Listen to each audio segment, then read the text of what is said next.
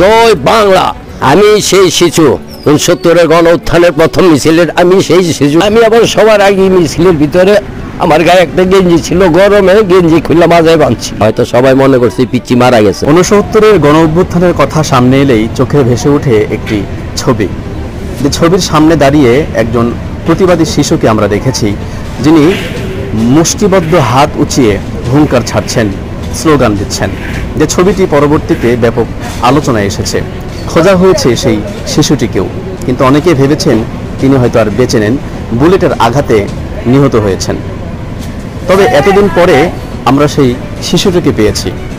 আসলে তিনি আর শিশু নন, বলা যেতে পারে যিনি বৃদ্ধ শিশু আমরা বলতে পারি। এবং তিনি দাবি করছেন সেই শিশুটিই তিনি, তবে অনেকেই সেটি বিশ্বাস করতে পারছেন না। তবে হোসেন আলীর কথায় স্পষ্ট যে তিনি সেই আলোচিত ছবির কেন্দ্রীয় চরিত্র।